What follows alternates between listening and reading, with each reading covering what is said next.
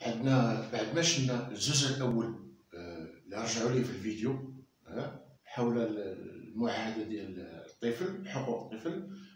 الان غنشوفوا الجزء الثاني بارت 2 دو كونفنشن اوف تشيلدرن رايتس، ولا الجزء الثاني من معاهده حقوق الطفل. راجعوا الفيديو الاخر اللي فيه الجزء الاول.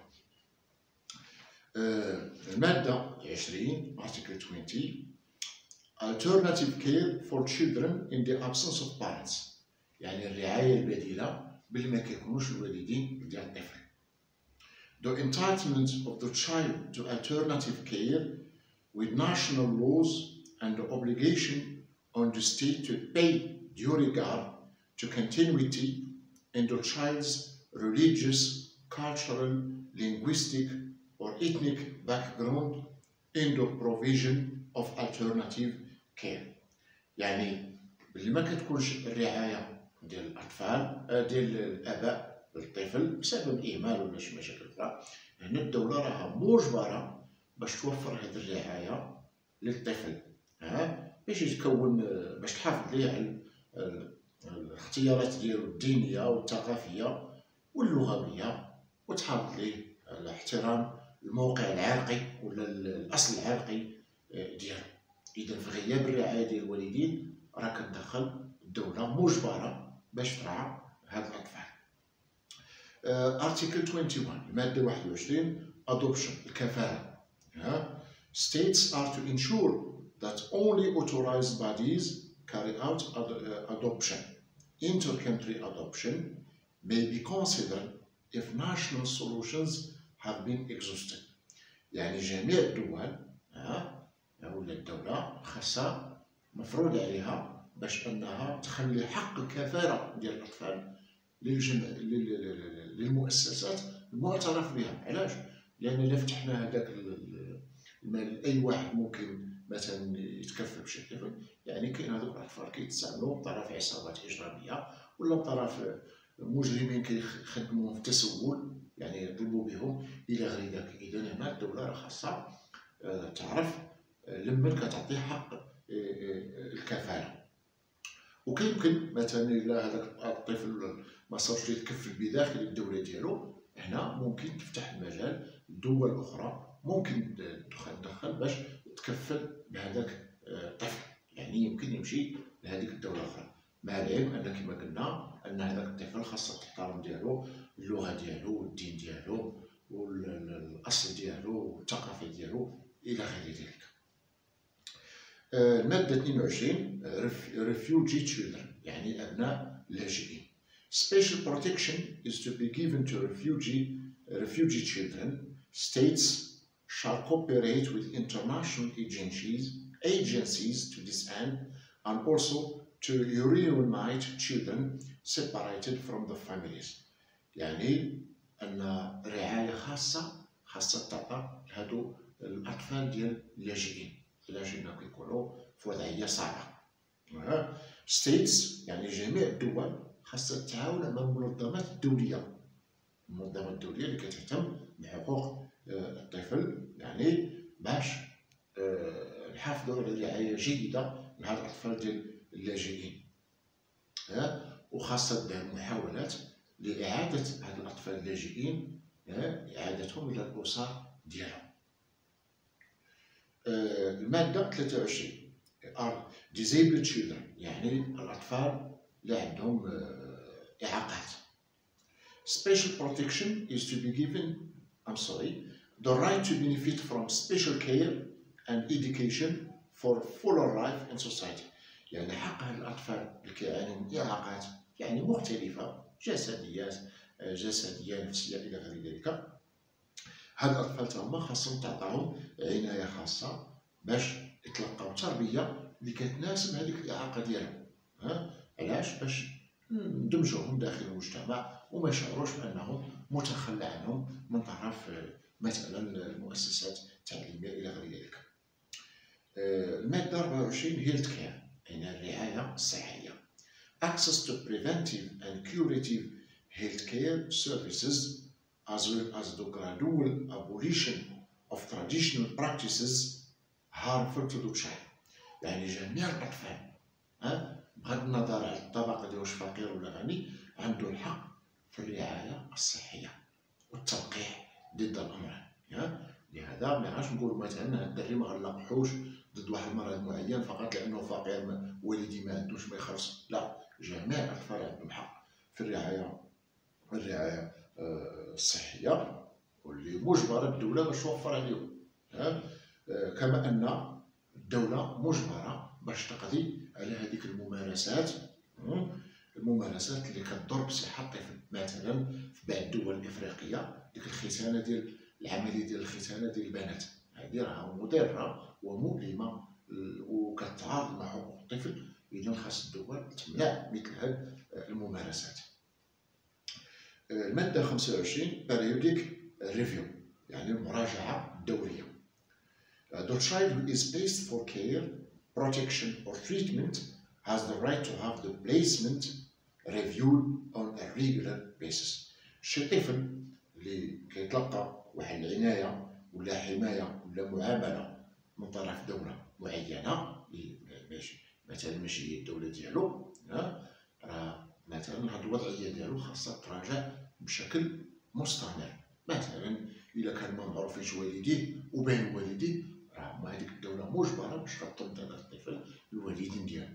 ما كانش عارفة مثلا اللغة ديالو ولا الأصل ديالو ولا الثقافة ديالو ولا الدين ديالو وتعافت، راه خاص هذيك الدولة اللي كترعاه تقرر تعلمو الدين ديالو واللغة ديالو والثقافة ديالو إلى غير ذلك. إذا الوضعية ديال الطفل، الأطفال اللي كيتلقاو معاملة خاصة كتراجع بشكل دوري. Article 26 Social Security، يعني المادة 26 يعني الضمان الاجتماعي. The child right to social security، يعني حق الطفل في الرعاية الاجتماعية. كما قلنا خاصو يمشي للمدرسة مجانا، خاصو يمشي يتلقى هذاك الإسعافات الطبية ولا في المصحات بشكل مجاني إلى غير ذلك. Article 27 يعني المادة 27 Standard of Living، يعني المستوى المعيشي.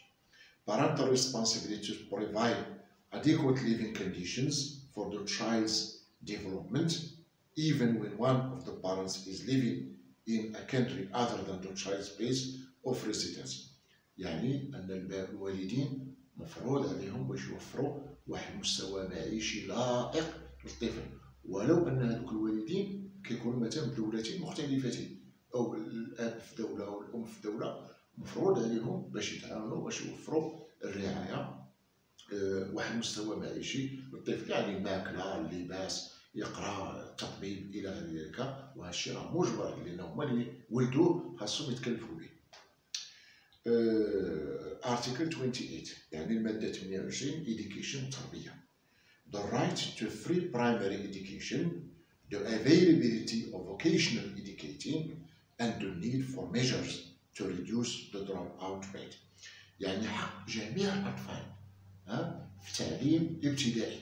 التعليم الابتدائي خاص يكون متوفر جميع الأطفال ومجانا، بغض النظر فين كاينين، واش في الجبل ولا في الساحل ولا في أسرة فقيرة ولا أسرة غنية. يعني الدولة راه مجبرة باش توفر التعليم الابتدائي مجانا لجميع الأطفال، وتوفر التكوين المهني أيضا مجانا. لحاش هذاك الطفل يكبر تولي عنده حرفة باش ياكل الخبز ويندمج داخل المجتمع. وخاص الدولة تعمل على تقليص، يعني محاربة الهدر المدرسي. شنو هو الهدر المدرسي؟ هما دوك الدراري اللي كيغادروا المدرسة قبل ما يكملوها، يعني قبل ما يشدوا شي ديبلوم باش يخدموا، غالبا مثلا من 5 سنين حتى ل 16 سنة مثلا. يعني خاص الدولة تحارب الهدر المدرسي، تبني داخليات، توفر النقل المدرسي، تعطي الأدوات المدرسية مجانا لأبناء الفقراء إلى غير ذلك. Article 29 المادة 26 أهداف aims of education، أهداف ديال التربية. Education should foster the development of the child's personality and talents, preparation for a responsible adult life, respect for human rights, as well as the cultural and national values of the child's careers and that of others. الهدف ديال التربية ديال الطفل ولا التعليم ديالو وهو يعني تطوير النمو ديال الطفل، يعني النمو ديال الشخصية ديالو. وملي كنقولوا النمو ديال الشخصية خاصنا ننميو الشخصية ديالو وننميو المواهب ديالو. مثلا كان عزيز عليه الرسم ولا عزيز الهندسة ولا عزيز عليه الرقمنة إلى غير ذلك، خاصنا ندعموه في التوجهات في المواهب ديالو، وخاصنا نهيئوه باش يولي انسان راشد منتج وايجابي داخل المجتمع ديالو، وخاصنا نعلموه احترام حقوق الانسان، وخاصنا نحافظوا عليه على القيم الثقافيه ديالو والوطنيه ديال البلاد ديالو، وفي نفس الوقت كنفتحوا ليه العقل ديالو على حول القيم الثقافيه ديال الدول الاخرى باش يخرج انسان متفتح ماشي انسان مغلق. الماده 30 children of minorities and indigenous children، اطفال الاقليات ولا الاقليات الاصليه ولا السكان الاصليين. The right of the child belonging to a minority or indigenous group to enjoy his or her culture, to practice his or her own language.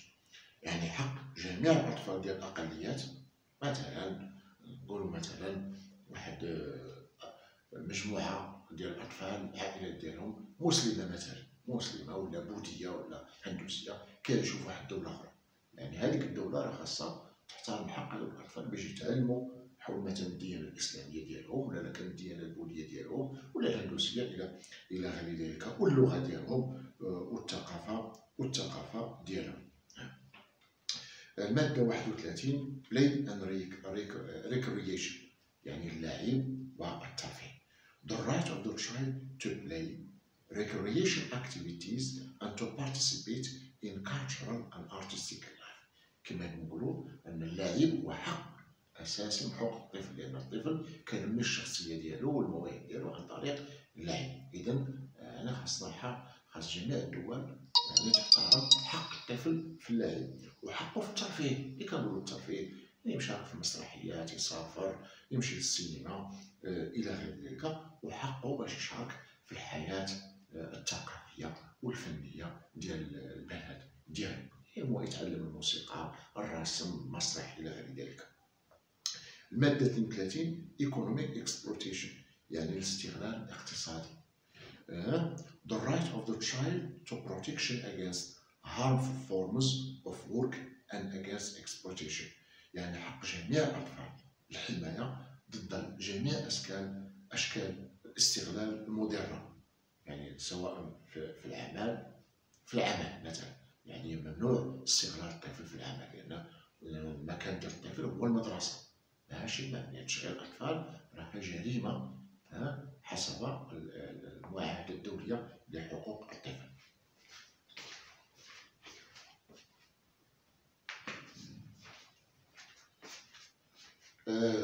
Article 33 narcotic and psychotic substances، يعني المواد المخدرة.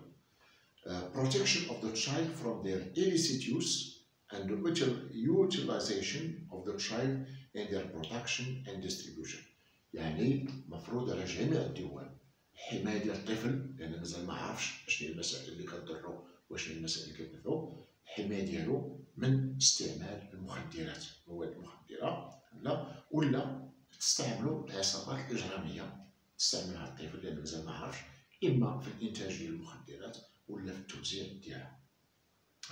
المادة 34 sexual exploitation، يعني الاستغلال الجنسي. Protection of the child from sexual exploitation including prostitution and the use of children in pornographic materials، يعني جميع الدول مفروض عليها باش تحارب الاستغلال الجنسي للأطفال، يعني كما قلنا التعريف ديال الطفل هو اللي عنده 18 سنة لتحت. إذا هذاك الزواج ديال الناس ديال الأطفال اللي عندهم 17 سنة راه هو نوع من الاستغلال الجنسي ولا نوع من البيدوفيليا، لأن مازال ما وصلش 18 سنة باش يختار واش غادي يتزوج ولا ما غادي يتزوجش. إذا هذاك الزواج ديال القاصرين راه شكل من أشكال الاستغلال الجنسي اللي خاص جميع الدول تحاربوا.